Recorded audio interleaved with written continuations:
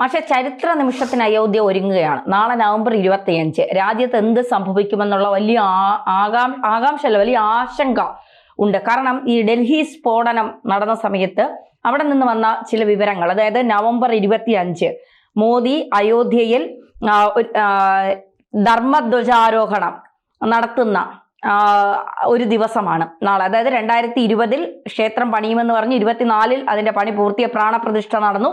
പിന്നീട് ഇപ്പോഴാണ് അതിന്റെ മൊത്തത്തിലുള്ള ഒരു ധർമ്മധ്വജാരോഹണം നടക്കുന്നത്. ഈ ദിവസം നരേന്ദ്രമോദി അവിടെ എത്തും. ഉത്തർപ്രദേശ് മുഖ്യമന്ത്രി യോഗി ആദിത്യനാഥ് ഉണ്ട്, RSSന്റെ സർസംഘചാലക മോഹൻ ഭാഗവത് ഉണ്ട്. അപ്പൊ ഈ പ്രധാനപ്പെട്ട VVIPകളാണ് അവിടെ ഉള്ളവർ മുഴുവൻ. നരേന്ദ്രമോദിയാണ് ലക്ഷ്യം വെച്ചിരിക്കുന്നത്. അപ്പൊ ആ സ്ഫോടനത്തിൽ തന്നെ പറഞ്ഞു, അന്ന് നവംബർ 25 അയോധ്യയിൽ കാറിടിച്ച് കയറ്റി അയോധ്യയെ തകർക്കുക, അയോധ്യ മാത്രമല്ല പ്രധാനമന്ത്രി അടക്കം തീർക്കുക എന്നുള്ളതായിരുന്നു ഇവരുടെ ഉദ്ദേശം എന്നുള്ളതായിരുന്നു. അത് പാളിപ്പോയി എന്ന് പറയുന്നു, അത് തകർത്ത് കളഞ്ഞു എന്ന് പറയുന്നു. കാരണം ഉമർ നബി എന്ന് പറയുന്ന ഒരു ഭീകരൻ കാറിൽ കിടന്ന് സ്ഫോടനത്തിൽ മരിച്ചു. പക്ഷെ എങ്കിലും അതിന്റെ കണ്ണികൾ ഇപ്പോഴും പുറത്തില്ലേ എന്നുള്ളൊരു ചോദ്യം. എന്തെങ്കിലും ആ തരത്തിൽ ഇപ്പം നമ്മുടെ പ്രധാനമന്ത്രിക്കൊന്നും സംഭവിക്കില്ല, സുരക്ഷ SPG അടക്കമുള്ള സുരക്ഷാ വലയങ്ങളിൽ തന്നെയായിരിക്കും അദ്ദേഹം. എങ്കിൽ പോലും ഒരു ചെറിയ ഭയവും ആശങ്കയും എവിടെയോ ഉണ്ട്. എങ്ങനെ കാണാം പക്ഷേ അതിനെ? ഡൽഹി സ്ഫോടനത്തിൻ്റെ അടിസ്ഥാനത്തിൽ ഇന്ത്യയിൽ അതീവ ജാഗ്രതയോടുകൂടി നമ്മളുടെ പട്ടാളവും അതേപോലെ തന്നെ പോലീസും രഹസ്യ പോലീസും രഹസ്യ പട്ടാള സംവിധാനങ്ങളൊക്കെ പ്രവർത്തിക്കുന്നുണ്ട്. ആ പ്രവർത്തനത്തിൻ്റെ ഫലമായിട്ട് തന്നെയാണ് നിരവധി ആളുകൾ അറസ്റ്റ് ചെയ്യപ്പെട്ടു എന്നുള്ള കാര്യവും നമ്മൾ വാർത്തകളിൽ വായിച്ച കാര്യമാണ്. പക്ഷേ ധന്യ ചോദിച്ച ഒരു പ്രധാനപ്പെട്ട ചോദ്യമുണ്ട്. അതിന് ആസൂത്രണം നടത്തിയ ഭീകരൻ കാറിൽ കത്തിയെരിഞ്ഞെങ്കിലും അതിൻ്റെ അവശിഷ്ടങ്ങൾ ഇനിയും ഇന്ത്യയിൽ എവിടെയെങ്കിലുമൊക്കെ ബാക്കിയുണ്ടോ എന്നുള്ളത്. ബാക്കിയുണ്ടാകാം. കാരണം ഇത് വളരെ ആസൂത്രിതമായിട്ട് പലയിടങ്ങളിൽ നിന്ന് ഒരുതരം ഭ്രാന്തമായിട്ടുള്ള മനസ്സായിട്ട് മാറിയ മനുഷ്യൻ നടത്തുന്ന പ്രവൃത്തിയാണ് ഭീകരപ്രവർത്തനം എന്ന് പറയും. അത് നമുക്ക് മനസ്സിലാക്കാൻ ബുദ്ധിമുട്ടാണ്. കാരണം കോമൺ സെൻസിന്, സാമാന്യ ബുദ്ധിക്ക് നിരക്കുന്ന പ്രവൃത്തി എല്ലാവരും ചെയ്യുന്നത്.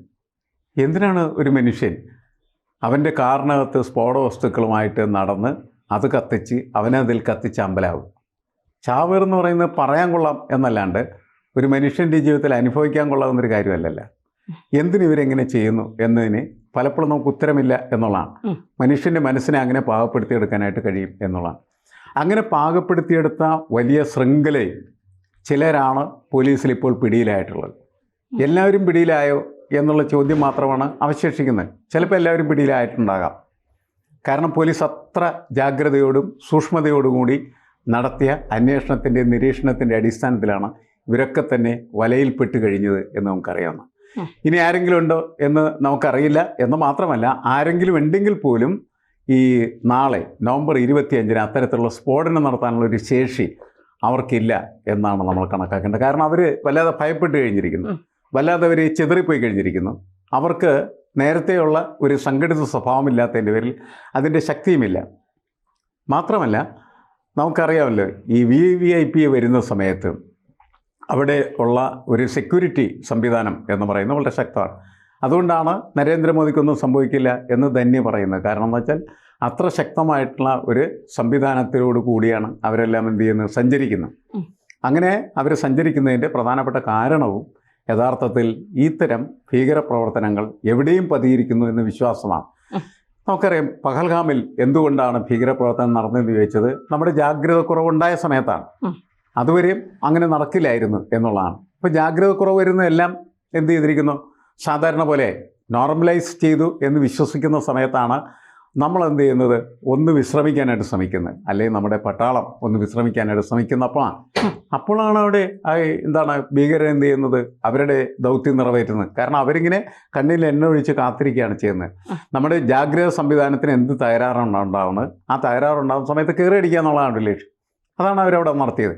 അതുപോലെ തന്നെയാണ് അത് കഴിഞ്ഞ് കുറേ നാൾ കഴിയുന്ന സമയത്ത് നമ്മൾ ഒരിക്കലും പ്രതീക്ഷിച്ചിരുന്നില്ല എന്താണ് ചെങ്കോട്ടയിൽ അത്തരത്തിലുള്ള ചെങ്കോട്ടൻ്റെ അടുത്ത് അങ്ങനത്തെ ഒരു സ്ഫോടനം ഉണ്ടാവും എന്ന്. സ്ഫോടനമുണ്ടായി കുറച്ച് പേര് മരിച്ചു കഴിഞ്ഞപ്പോഴാണ് പെട്ടെന്ന് ഇന്ത്യ ഞെട്ടിപ്പോയത്. കാരണം ഇത് ഇന്ത്യയിൽ പലയിടത്തുമായിട്ട് നടത്താനായിട്ട് തീരുമാനിച്ചിരിക്കുന്നതായിട്ടുള്ള സ്ഫോടനത്തിൻ്റെ ശൃംഖലയാണ് എന്ന് കരുതപ്പെട്ടിരുന്നു, അല്ലെങ്കിൽ മനസ്സിലാക്കപ്പെട്ടു.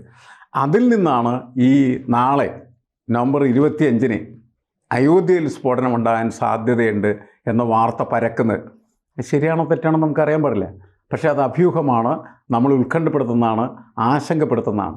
അതുകൊണ്ട് അയോധ്യയിലേക്ക് നാളെ പോകുന്നതായിട്ടുള്ള ആളുകൾ, അതിൽ പങ്കെടുക്കാനായിട്ട് എത്തിച്ചേരുന്നതായിട്ടുള്ള പ്രധാനപ്പെട്ട ആളുകൾ മാത്രമല്ല സാധാരണക്കാർ വരെ അങ്ങനത്തെ ഒരു ഭയാശങ്കയിലാണ് എന്ന് മാത്രമേ ഉള്ളൂ. പക്ഷെ അവിടെ ഒന്നും സംഭവിക്കില്ല എന്ന് തന്നെ ഞാൻ കണക്കാക്കുന്നത്. കാരണം ഇത്തരം സംഭവങ്ങളെല്ലാം നടന്നു കഴിഞ്ഞ് അതെല്ലാം എക്സ്പോസ്ഡായി തുറന്നു കാണിക്കപ്പെട്ടു, ഗൂഢാലോചനകൾ തുറന്നു കാണിക്കപ്പെട്ടു. അതുകൊണ്ട് തന്നെ അവിടെ നാളെ ഒന്നും സംഭവിക്കില്ല എന്ന് തന്നെയാണ് ഞാൻ കരുതുന്നത്. പക്ഷേ ഈ അയോധ്യ എന്ന് പറയുന്നത് RSSന്റെയും വിശ്വാസികളുടെ ഒരു വികാരമാണ്.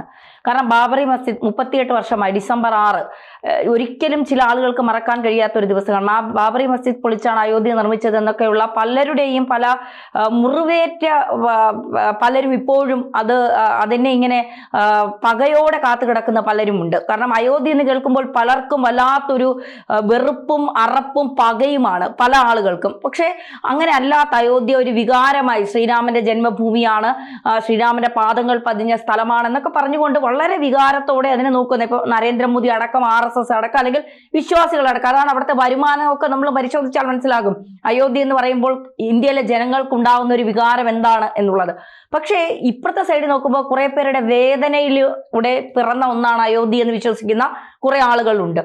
അപ്പൊ ഇവരെ ഈ അയോധ്യ എന്ന് കേൾക്കുമ്പോൾ പക തോന്നുന്ന, മുറിവേറ്റ് കിടക്കുന്ന കുറെ ആളുകളുടെ ഒരു പ്രതികാരമായി ഏതെങ്കിലും തരത്തിലേക്ക്, കാരണം ഡ്രോണുകൾ അടക്കം ഇവിടെ കൊണ്ടുവന്ന് വലിയൊരു സ്ഫോടനത്തിന് ഇവർ പ്ലാൻ ചെയ്തിരുന്നു എന്നാണ് പറയുന്നത്. അപ്പൊ പെട്ടെന്ന് അതിൽ നിന്ന് അവര് ലക്ഷ്യമിട്ടത് ഈ അയോധ്യയിലെ November 25 ആണെങ്കിൽ അതിൽ നിന്ന് പിന്മാറാൻ സാധ്യതയുണ്ടോ? അല്ല, അതിൻ്റെ പ്രശ്നം കുറേ ആളുകൾക്ക് വേദന ഉണ്ടായിട്ടുണ്ട് എന്നുള്ളത് ശരിയാണ്. അത് അവരുടെ ഒരു പ്രശ്നമാണ് ശരിക്കും പറഞ്ഞാൽ. കാരണം അവരുടെ വിശ്വാസത്തെയും അതേപോലെ തന്നെ അവരുടെ അവകാശത്തെയും മതാവകാശത്തെയും ഒക്കെ ചോദ്യം ചെയ്യുന്ന സംഭവമാണ് അത് എന്ന് കരുതുന്ന ആളുകളാണ് വേദനിക്കുന്ന ആളുകൾ. പക്ഷെ വേദനിക്കുന്നവരല്ല ഈ ഭീകരപ്രവർത്തനത്തിൻ്റെ പിന്നിൽ പ്രവർത്തിക്കുന്നത്. ഭീകരപ്രവർത്തനം വേറൊരു സാധനമാണ്, മറ്റൊരു വിഷയമാണ്. കാരണം ആ വിഷയത്തിൽ ഇപ്പോൾ അതൊരു തർക്ക മന്ദിരമായിരുന്നു എന്ന് കണക്കാക്കപ്പെടുന്ന ഒരു രീതിയിൽ ചർച്ച വരുന്ന സമയത്ത് ഇല്ല, ഇത് തർക്കമന്ദിരമല്ല എന്ന് വിശ്വസിക്കപ്പെടുന്ന ആളുകളെ സംബന്ധിച്ചിടത്തോളം അതിൻ്റെ തകർച്ച, അത് ഇടിച്ചു നിരത്തിയ ഒരവസ്ഥ എന്നൊക്കെ പറയുന്ന അവർക്ക് വേദന ഉണ്ടാക്കുന്ന ഒരു കാര്യമാണ്. അത് മറ്റൊരു വിഷയമാണ്. വേദന എന്ന് പറയുന്നതും അല്ലെങ്കിൽ ദുഃഖം എന്ന് പറയുന്നതും മറ്റൊരു വിഷയമാണ്. പക്ഷേ ഈ ഭീകരപ്രവർത്തനം എന്ന് പറഞ്ഞാൽ അതല്ലല്ലോ, അതിനുള്ള പ്രതികാരമാണ്. അതിനുള്ള പ്രതികാരം എന്ന് പറയുന്നത് അത് വർഗീയമായിട്ടുള്ള ഒരു തീവ്രതയെ ആയി മാറുകയും അതിന് ആ രീതിയിൽ ഉപയോഗിക്കപ്പെടുകയും ചെയ്യുന്നു എന്നുള്ളതാണ്. അത് മറ്റൊരു വിഷയമായിട്ടാണ് നമ്മൾ കണക്കാക്കുന്നത്. നമ്മളുടെ ഒരു വിഷയം എന്ന് പറയുമ്പോൾ ഇപ്പോൾ ഇവിടെ ഈ കാര്യത്തിൽ ഇത് വിശ്വാസികളെ മാത്രമാണോ അവസാനം? ഞാൻ ചോദിക്കുന്നത്, ഇപ്പോൾ അയോധ്യയുടെ വിശ്വാസത്തിലും അതേപോലെ തന്നെ RSSലും ഒക്കെ പ്രവർത്തിക്കുന്ന ആളുകൾ മാത്രം ബാധിക്കുന്ന പ്രശ്നമാണത്. അല്ലല്ല, സ്ഫോടനം ഉണ്ടാകുന്ന സമയത്ത് ആരൊക്കെ പൊട്ടിത്തെറിക്കുമെന്ന് പറയാൻ പറ്റില്ല.